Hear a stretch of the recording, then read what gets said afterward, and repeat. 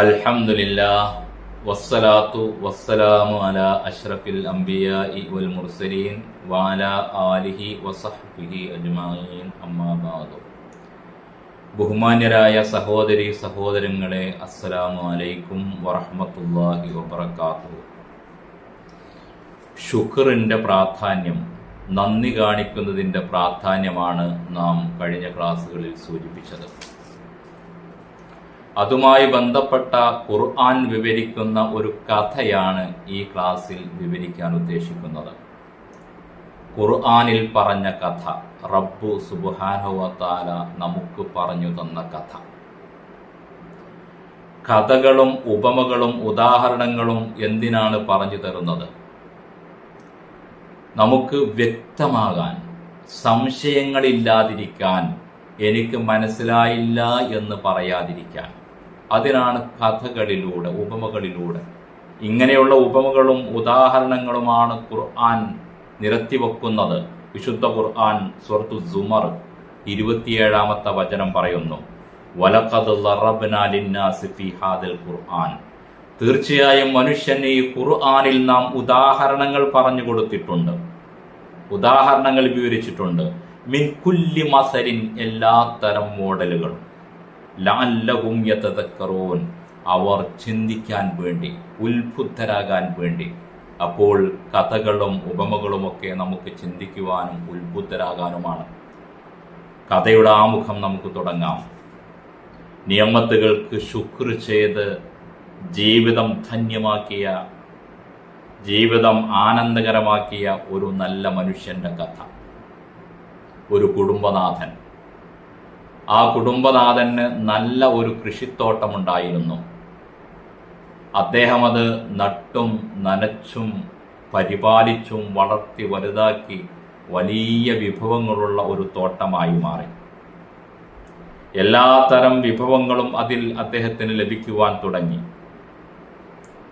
വല്ലാത്ത ആനന്ദം പകരുന്ന ഒരു കാര്യം, സന്തോഷം പകരുന്ന ഒരു കാര്യം, ജീവിക്കുവാൻ വകയായി സന്തോഷം പകരുന്ന ഒരു തോട്ടം, അതിലെല്ലാ വിഭവങ്ങളും, എല്ലാവിധ ചിന്തകളും കടന്നു വരുന്ന ഒരു നിമിഷം അദ്ദേഹം യാഥാർത്ഥ്യബോധത്തിലേക്കെത്തി.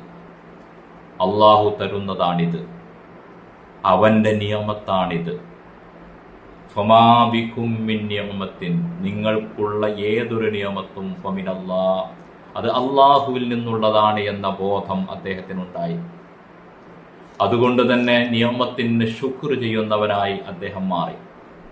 ഔദാര്യവാനായി, ധർമ്മിഷ്ഠനായി മാറി.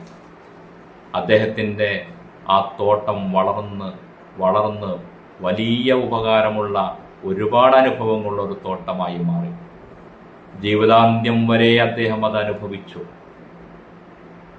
ശേഷം, അദ്ദേഹത്തിൻ്റെ കാലശേഷം അത് മക്കൾ അനന്തരമെടുത്തു. സ്വാഭാവികമായും അനന്തരമെടുക്കുമല്ലോ. പിതാവിൻ്റെ ഈ ധർമ്മവും ദാനവും ഒക്കെ അവർക്ക് ഒരു വിഡ്ഢിത്തമായിട്ടാണ് തോന്നിയത്. അവരുടെ ധാരണ, ഇതൊക്കെ നമ്മൾ അധ്വാനിച്ചുണ്ട്, നമ്മുടെ അവകാശം കിട്ടിയതല്ലേ, നമ്മുടെ അവകാശം, നമ്മൾ അധ്വാനിക്കുന്നത്, നമ്മൾ വളം ചേർക്കുന്നത്, നമ്മൾ കിളച്ച് മറിച്ചത്, പിന്നെ ഇതിൽ ആർക്കെന്ത് അവകാശം, എൻ്റേത്, നമ്മുടേത് എന്ന ഒരു ധാരണ അവരിലേക്ക് കടന്നു വന്നു. ഈ ധാരണയാണ് എൻ്റേതാണ്, ഞാൻ അധ്വാനിച്ചതാണ് എന്ന ഈ ധാരണയാണ് പിശുക്കനാകാൻ കാരണം. എല്ലാം അള്ളാഹു നൽകുന്നതാണ്, ആ നൽകിയതിൽ നന്ദി കാണിക്കേണ്ടവരാണ് നാം. അള്ളാഹു ഔദാര്യം തരുന്നത് കൊണ്ട് നമ്മളും ഔദാര്യമുള്ളവരാകണം എന്ന ചിന്ത വരണമെങ്കിൽ അള്ളാഹു തരുന്ന അനുഗ്രഹമാണിതെല്ലാം എന്ന ബോധം നമ്മിൽ വളർന്നു വരണം. അതിനാൽ തന്നെ മക്കൾ ഒരു തീരുമാനമെടുത്തു. അത് വിശുദ്ധ ഖുർആൻ വിവരിക്കുകയാണ്. സൂറത്തുൽ ഖലം. ആ കാര്യം 67-ാമത്തെ അധ്യായമായ സൂറത്തുൽ ഖലം 17 മുതൽ 33 കൂടിയ ആയത്തുകളിലൂടെ ദീർഘമായ ഈ കഥ നമുക്ക് വിവരിച്ചു തരുന്നു. അത് കൃത്യമായി നമ്മളൊന്ന് ചിന്തിക്കുക, ബോധ്യപ്പെടണം. കഥ പറയുന്നത് ബോധ്യപ്പെടാനാണ്, അറിയാനാണ്, വെറുതെ വായിച്ചു പോകാനല്ല. നാം തുടങ്ങുകയാണ്. ഇന്നാ ബലൗനാഹും കമാ ബലൗനാ അസ്ഹാബൽ ജന്ന. നാം അവരെ പരീക്ഷണ വിധേയമാക്കി. കമാ ബലൗന, നാം പരീക്ഷണ വിധേയമാക്കിയവരെ പോലെ അസ്ഹാബൽ ജന്നത്തി, ആ ജന്നത്തിന്റെ തോട്ടത്തിന്റെ ഉടമകളെ. ഇത് അഖ്സമൂ ലയസ്രിമുന്നഹ മുസ്ബിഹീൻ, അവർ പ്രതിജ്ഞയെടുത്ത സന്ദർഭത്തിൽ, ലയസ്രിമുന്നഹ മുസ്ബിഹീൻ, പുലരുന്നതിന് മുമ്പ് തന്നെ, കാലത്ത് തന്നെ എല്ലാ വിളവെടുപ്പ് ഞങ്ങൾ പൂർത്തിയാക്കും. സർമ എന്ന് പറഞ്ഞാൽ ഫലങ്ങൾ പറിച്ചെടുക്കുക. എല്ലാ കൊയ്ത് പൂർത്തിയാക്കും പ്രഭാതം ആകുന്നതിന് മുമ്പേ. വലായസ്തസ്നൂൻ, അതിൽ ഒന്നും അവർ ബാക്കി വെച്ചില്ല, മാറ്റിവെച്ചില്ല. പാപങ്ങൾക്ക്, അവകാശികൾക്ക് ഒന്നും ആർക്കൊരു അവകാശവുമില്ല എന്ന ധാരണയിൽ മുഴുവനും കൊയ്തെടുത്തു കൊണ്ടുവരും. അങ്ങനെ ഈ ഒരു വചനം, ഈ ഒരു വാക്ക്, ഈ ഒരു ചിന്ത എത്രമാത്രം ഗൗരവമുള്ളതാണ്. നാം വിചാരിക്കുന്ന ഒരു വിചാരം പോലും എത്ര ഗൗരവതരമാണ് എന്ന് ഉണർത്തുകയാണ്. തുടർന്ന് അപ്പോൾ നിന്റെ രക്ഷിതാവിന്റെ ഭാഗത്തു നിന്നും ഒരു അത്യാഹിതം അതിനെ ബാധിച്ചു. നിന്റെ രക്ഷിതാവിൽ നിന്നുള്ള ഒരു അത്യാഹിതം അതിൽ വന്നിറങ്ങി. വഹും നായിമൂൻ, അവർ സുഖമായി കിടന്നുറങ്ങുകയാണ്, ഒന്നും അറിയാതെ സുഖനിദ്രയിലാണ്. തീരുമാനമെടുത്തതാണ്, സന്നാഹങ്ങൾ ഒരുക്കി വെച്ചതാണ്, അതൊക്കെമായി അവർ കിടന്നുറങ്ങുകയാണ്. ഇങ്ങനെയായി ഫത്തന, അങ്ങനെ ഫാസ്ബഹത് കസ്വരീം, അത് കൊയ്തെടുത്തത് പോലെയായി. ഒന്നും അതിൽ കൊയ്തെടുത്ത കാലിപ്പറമ്പ് പോലെ. അതാണ് സ്വരീമിനൊരർത്ഥം. അല്ലെങ്കിൽ കരിഞ്ഞുണങ്ങിയതായിപ്പോയി, ഒന്നുമില്ലാതെ എല്ലാം നശിച്ചു പോയി. ആ രൂപത്തിൽ ഒരു രാത്രി തന്നെ അത് സംഭവിച്ചു. ഒരു തീരുമാനം, അള്ളാഹുവിന്റെ ഒരു തീരുമാനം. ഫതനാദൗ മുസ്ബിഹീൻ, അവർ അതിരാവിലെ അന്യോന്യം വിളിച്ചുണർത്തി.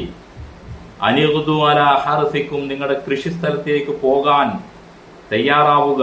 ഇൻ കുന്തും സാരിമീൻ, നിങ്ങൾ വിളവെടുക്കാൻ ഉദ്ദേശിക്കുന്നുവെങ്കിൽ ഉടനെ പുറപ്പെടണം. ഫന്തലഖൂ, അങ്ങനെ അവർ പുറപ്പെട്ടു. വഹും യതഖാഫതൂൻ, അവർ പാത്തും പതുങ്ങിയും മെല്ലെ സംസാരിച്ചുകൊണ്ട്. എന്തിന്? അല്ലാ യദ്ഖുലന്നഹൽ യൗമ അലൈക്കും മിസ്കീൻ, ഒരു ദരിദ്രനും അവിടെ ഇന്ന് വരരുത്, ചോദിച്ചു വരരുത്, ഒരു അവകാശിയും അവിടെ വരരുത്. വഗദൗ അലാ ഹർദിൻ ഖാദിരീൻ, അങ്ങനെ എല്ലാം പറിച്ചെടുക്കുവാനുള്ള സന്നാഹങ്ങളുമായി, എല്ലാത്തിനും കെൽപ്പുള്ളവരായി, ഖാദിറുകളായി, കഴിവുണ്ടെന്ന ധാരണയിൽ അവർ പുറപ്പെട്ടു. ഫലമ്മാ റഔഹാ, അവർ അത് കാണുമ്പോൾ ഖാലു ഇന്നാ ലളാല്ലൂൻ, അവർ പറഞ്ഞു, നമുക്ക് വഴി തെറ്റിപ്പോയിരിക്കുന്നു, ഇതല്ല നമ്മുടെ തോട്ടം. ബൽ നഹ്നു മഹ്റൂമൂൻ, അല്ല, നമ്മൾ ദരിദ്രരായി തീർന്നിരിക്കുകയാണ്, ഇത് എല്ലാം പോയതാണ്, നശിച്ചു പോയതാണ്. ആ സന്ദർഭത്തിൽ ഖാലാസത്തുഹും, അവരിൽ ഏറ്റവും മികച്ചവനായ നല്ലവനായ വ്യക്തി പറഞ്ഞു, അലം അഖുല്ലക്കും, ഞാൻ നിങ്ങളോട് പറഞ്ഞിരുന്നുവല്ലോ, ലൗലാ തുസബ്ബിഹൂൻ, എന്താണ് അള്ളാഹുവിനെ പരിശുദ്ധപ്പെടുത്താത്തത്? അവന്റെ നിയമത്താണിത്, ആ ബോധമാണ് ഉണ്ടാകേണ്ടത്. എന്താണ് തസ്ബീഹ് എന്നത് നമുക്ക് കൂടുതൽ വിവരിക്കേണ്ടതുണ്ട്. ഏതായിരുന്നാലും തസ്ബീഹ് ചെയ്യാത്തതെന്ത് എന്ന് ഞാൻ നിങ്ങളോട് പറഞ്ഞില്ലേ? ഖാലൂ, അവർ പറഞ്ഞു, സുബ്ഹാന റബ്ബിന, പക്ഷേ വൈകിപ്പോയി. ഞങ്ങളുടെ നാഥ, നീ എത്ര പരിശുദ്ധനാണ്, നിന്റെ തീരുമാനങ്ങൾ എത്ര പരിശുദ്ധമാണ്, നിന്റെ ഈ ഭൂമിയിലെ നടപടിക്രമങ്ങൾ എത്ര പരിശുദ്ധമാണ്. ഇതാണ് തസ്ബീഹ്. തസ്ബീഹിന്റെ ആന്തരിക ഭാവമാണത്. അത് നമുക്കറിയാൻ സാധിക്കണം.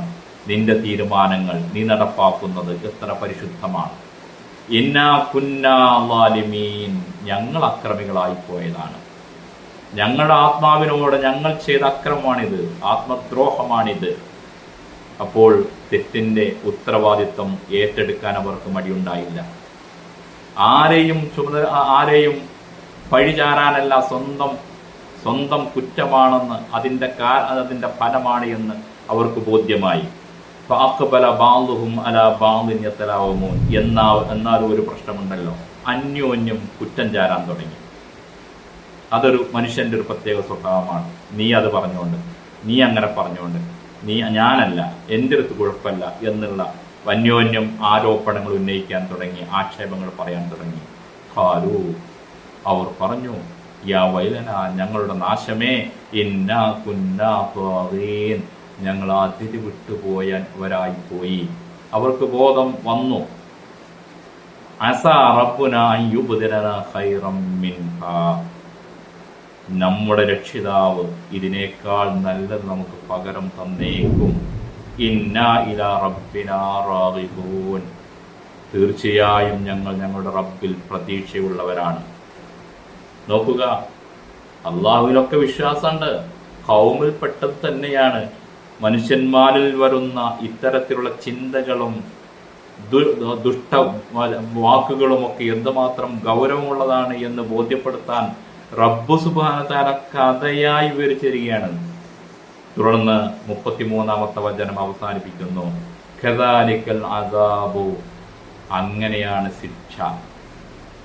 എന്ത് അദാബ്? അങ്ങനെയാണ് അദാബ് വരിക. വല അദാബുൽ ആഖിറത്തി, ഇനി പരലോകത്തുള്ള ശിക്ഷ അക്ബർ, ഏറ്റവും വലുതായിരിക്കും. ലൗ കാനൂ യഅലമൂൻ, അവർ അറിയുന്നവരായിരുന്നുവെങ്കിൽ. ഈ ഭൂമിയിൽ നടക്കുന്ന, നമ്മുടെ ചുറ്റുപാടുകളിൽ നടക്കുന്ന, നമ്മിൽ നടക്കുന്ന പലതിൻ്റെയും കാരണങ്ങൾ അവർ പിന്നോട്ട് മറിച്ചു നോക്കി ബോധ്യപ്പെട്ട് തിരിച്ചു വന്നിരുന്നെങ്കിൽ എത്ര നന്നായിരുന്നു എന്ന് അല്ലാഹു സുബ്ഹാനഹു വ തആല ഉണർത്തുകയാണ്. നോക്കുക, ചില ചിന്തകളുടെ ഗൗരവം, ചില വികാരങ്ങളുടെ ഗൗരവം, ചില തീരുമാനങ്ങളുടെ ദുരന്തം, ചില വാക്കുകൾ, ചില പ്രവർത്തനങ്ങൾ, ഇതൊക്കെ എത്ര ഗുരുതരമായതാണ് എന്ന് ഈ ചരിത്ര കഥ നമ്മെ ഉണർത്തുകയാണ്.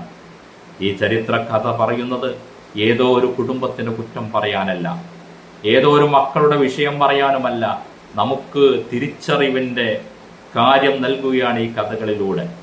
ആ മക്കൾ നന്നായി, അവർക്ക് തിരിച്ചറിവുണ്ടായി, അവർക്ക് ബോധം വന്നു. എന്തുകൊണ്ടാണ് ഈ ആപത്ത് വന്നിറങ്ങുന്നത്, എന്തുകൊണ്ട് അത്യാഹിതം വന്നിറങ്ങി എന്നതിന്റെ കാരണം അവർക്ക് ബോധ്യപ്പെട്ടു. അപ്പോൾ അവർ തിരിച്ച് വരുന്ന അള്ളാഹുവിലേക്ക് പ്രതീക്ഷ അർപ്പിക്കുന്നവരായിത്തീർന്നു.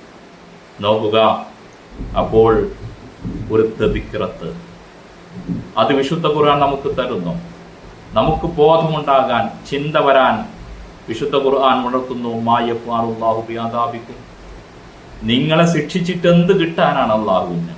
മാ യഫ്അലു, എന്ത് ചെയ്യാനാണ് അള്ളാഹു ബിഅദാബിക്കും, നിങ്ങളെ ശിക്ഷിച്ചത് കൊണ്ട് എന്ത് കിട്ടാനാണ്? എന്താണ് അള്ളാഹുവിന് അതുകൊണ്ട്? എന്താ? ഇൻ ശക്കർത്തും, നിങ്ങൾ നന്ദി കാണിക്കുന്നവരാണെങ്കിൽ നന്ദിയുള്ളവനെ അള്ളാഹു ഈ അദാബ് വരുത്തില്ല. ശുക്ർ ഷാക്കിറാകണം, ശുക്റുള്ളവരാകണം ഓരോ നിയമത്തിനും. വആമൻതും, നിങ്ങൾ യഥാർത്ഥ വിശ്വാസികളുമാണെങ്കിൽ. വകാനല്ലാഹു ഷാക്കിറൻ അലീമാ, അള്ളാഹു ഷാക്കിറായി കാണാം നിങ്ങൾക്ക്. അള്ളാഹു നന്ദി തിരിച്ചു തരുന്നത് കാണാം.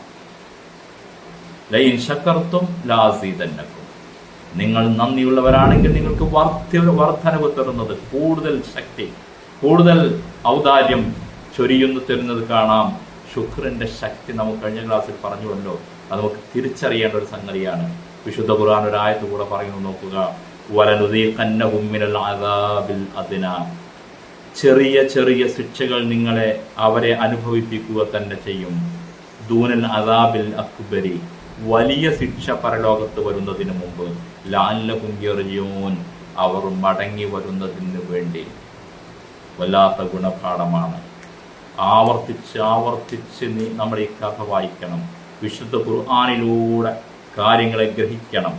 റബ്ബ് സുബ്ഹാനഹു വ തആല ഉദാഹരണങ്ങളും കഥകളും പറഞ്ഞു തരുന്നത് നമുക്ക് സംശയമില്ലാതിരിക്കാനാണ്. റബ്ബ് സുബ്ഹാനഹു വ തആല അവന്റെ ദീൻ ഉൾക്കൊണ്ട് ജീവിക്കുന്ന ഷാക്കിറുകളായി, ശുക്റുള്ളവരായി, ഹംദ് അർപ്പിക്കുന്നവരായി, തസ്ബീഹ് ചെയ്യുന്നവരായി ജീവിക്കുന്ന യഥാർത്ഥ വിശ്വാസികളുടെ കൂട്ടത്തിൽ ഉൾപ്പെടുത്തി അനുഗ്രഹിക്കുമാറാകട്ടെ. റബ്ബന ആതിനാ ഫിദ്ദുനിയാ ഹസന വഫിൽ ആഖിറതി ഹസനതൻ വഖിനാ അദാബന്നാർ. വൽഹംദുലില്ലാഹി റബ്ബിൽ ആലമീൻ. വസല്ലല്ലാഹു അലാ മുഹമ്മദിൻ വഅലാ ആലിഹി വസഹ്ബിഹി അജ്മഈൻ.